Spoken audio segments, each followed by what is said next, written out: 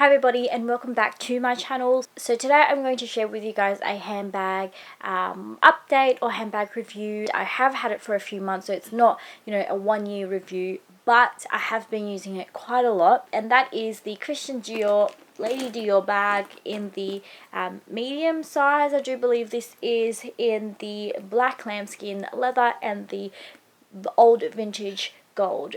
So if you haven't seen my handbag reveal video on this, please go ahead and click the info bar below. I will put a link to that. It's a pretty thorough first impression, sort of my process through purchasing this bag and what it actually fits. So if you haven't seen that, I would recommend you go and check that out first before you move on to this review. But if you are new here and you found me because you are interested in a handbag review, welcome. My name's June. I do a lot of luxury videos, a lot of handbag videos, so if that is your cup of tea, please make sure to hit the subscribe button and the little bell so you're notified of every time I make a new video. Without further ado, let's get on to the handbag. So this is a vintage piece. I'm just going to take this clip off. This is a vintage piece from, I believe, what did I say? I think 1997, so nearly 20 years old now, and I did purchase this secondhand. You really can't get, bags brand new like this anymore, and I actually got this for an amazing deal. As I said, I do talk a lot more in depth about this bag in my previous reveal video, but just like a refresher, I did purchase this for just under 2,000 Australian dollars, which is an absolute steal considering that this bag does retail in store for nearly 7,000 to 8,000 Australian dollars. Now, there has been a huge resurgence in the popularity of Dior, and I think that's going back to how they are taking inspiration from the 90s and the fact that the 90s is very in at the moment. The J'adore range has just completely taken the world by storm. And they've also come out with a new model of this Lady Dior, which has a really, a thicker strap, which is really cool. And that's actually what drew me initially to this bag. But then, finding out how much it cost, it just felt like it wasn't worth it for me because of the resale value of Dior. Now, that isn't to say it might change later on, but for me, going the pre-loved route was probably the most cost-effective and the wisest choice for me to make. So moving on to the bag, as you can see, it is a square bag. It's quite a structured bag still for a vintage piece, and overall, I do think that the quality of this bag is superb. There's some wear and tear on the hardware and on the corners. As I said, this bag was made in the 90s. It was, I think, 1997, and there are some vintage Dior bags that do not have the feet on the bottom, but I felt like that was a pretty important piece to have for a bag. And just generally, when I looked on the pre-loved market, the bags with the feet on them just tended to be a lot more structured. So I don't know whether they actually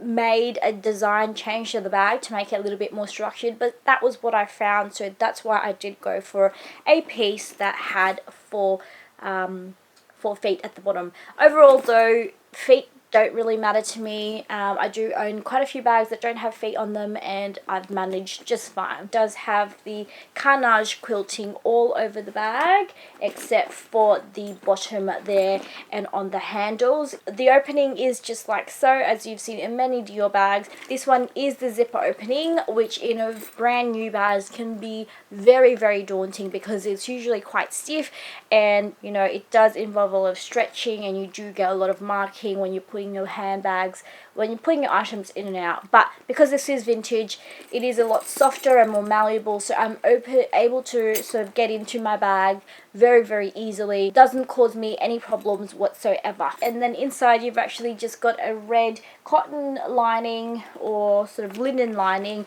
and it does have the Dior Carnage print pattern inside, and then at the back you've got a single zipper pocket, a tag that says Dior, and that's pretty much it. Otherwise the bag is just an open compartment just like that. In terms of the straps, it does carry as a top handle. It's got these two handle straps that do usually stay up, and they can't actually fold completely down. It also does come with this longer shoulder strap that allows you to wear this bag as a shoulder bag rather than a crossbody because it's just not quite long enough, but it is detachable and attachable, and you can just attach it to any of the hooks there. And then it also does come with this little Dior charm, which is pretty classic for a lot of Dior bags nowadays. Moving on to the pros and cons of this bag. The pros of this bag is basically it is a classic piece. It is beautiful, obviously, and for me, because this is vintage, I don't actually worry too much about it, even though it is lambskin leather. I don't baby it close to how I baby any of my other Chanel lambskin bags. It's just been an absolute workhorse for me, to be honest. I've been carrying this around quite a few times. I've taken it traveling with me and I've placed it on plane floors, and it just didn't worry me at all. Initially I was worried about the leather becoming deflated or wearing in, but like at the end of the trip I actually looked at it and thought, wow, you really did well.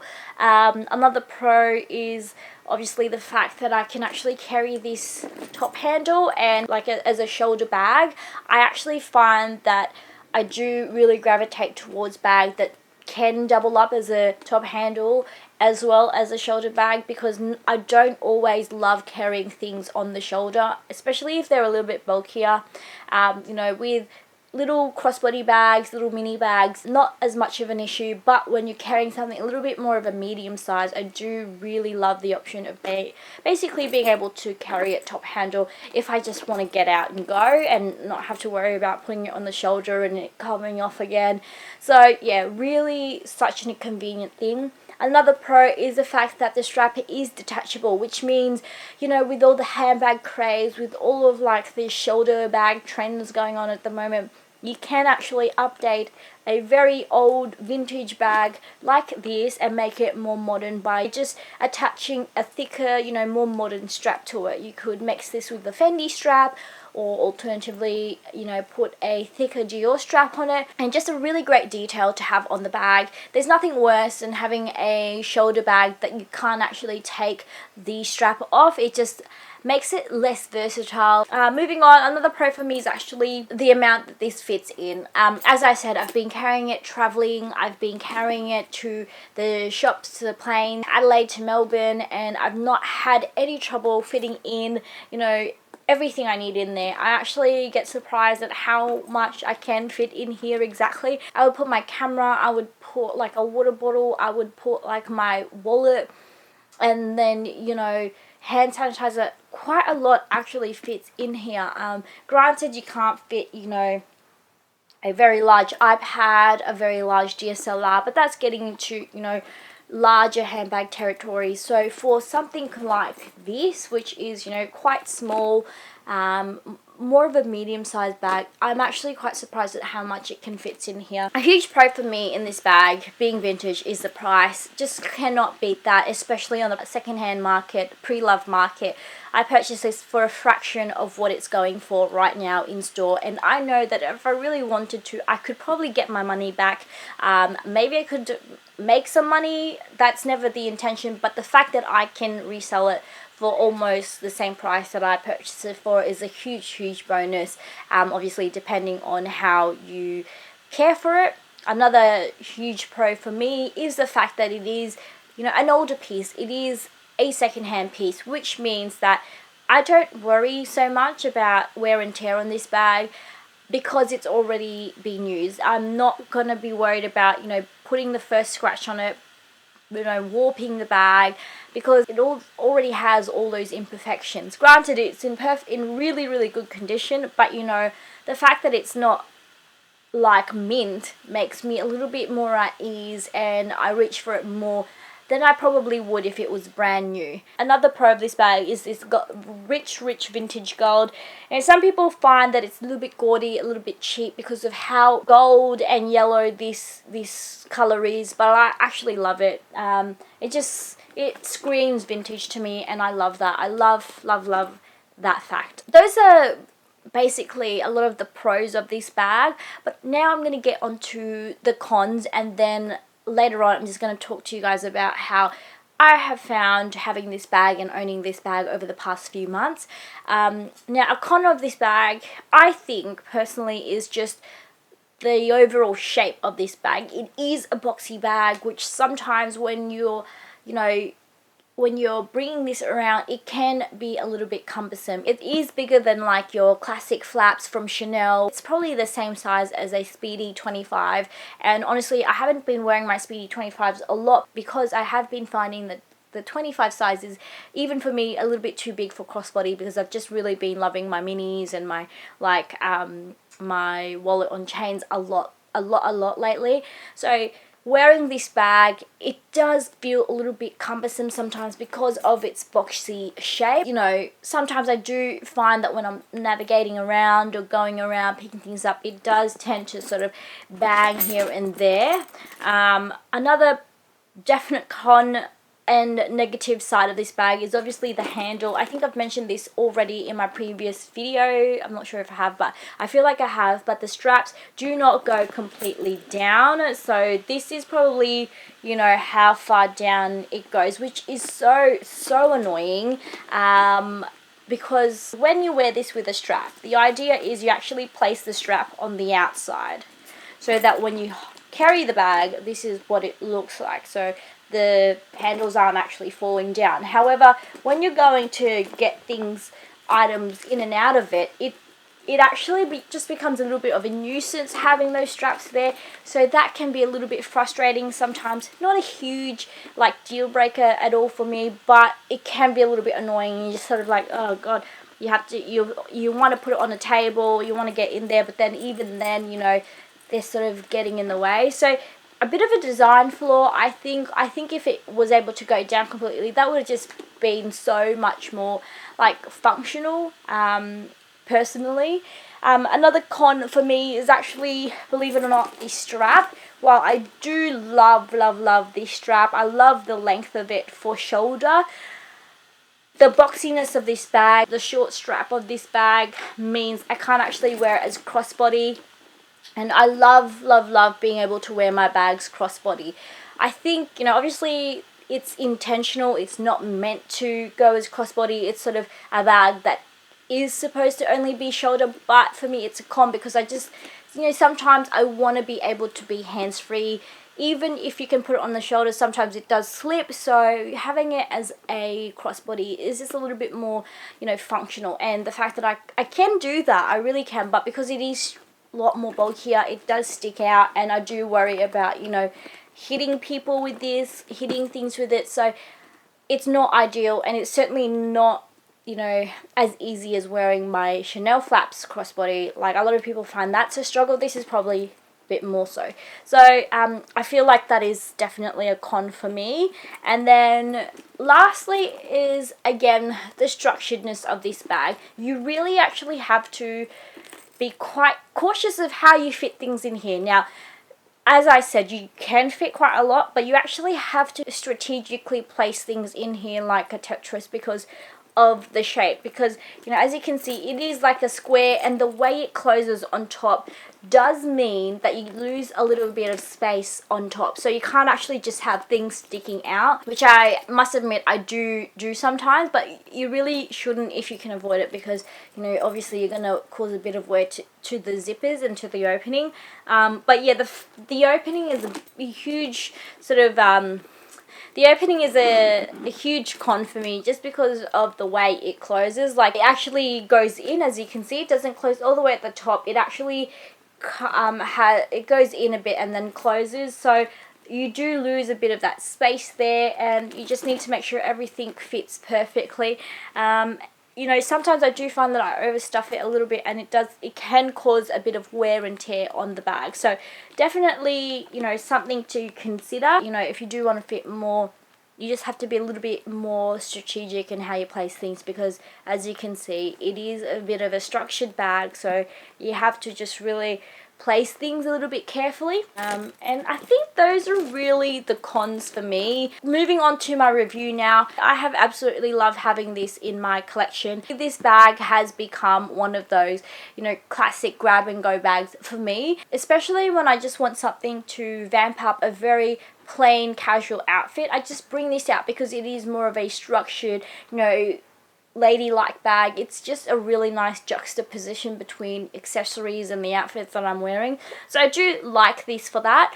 I also love the fact that I can just chuck anything in there. So if I want a little bit more than a mini and a little bit more than a wok, I will actually grab for this, because it is just a beautiful black bag that I can just grab and go. The fact that it's lambskin hasn't actually bothered me at all. I find that the lambskin on this is so durable, like it's unreal. It still feels really, really beautiful and soft, and I almost put it to the test sometimes with how robust it is as a bag. For example, as I said, I use this as like a carry-on for going to the airport. Like, never ever would I consider like lambskin bag to do that, because you know, with airports you will find you're sort of trying to cram into certain places. Unless you're like first class, you'll probably have to squish your bag somewhere.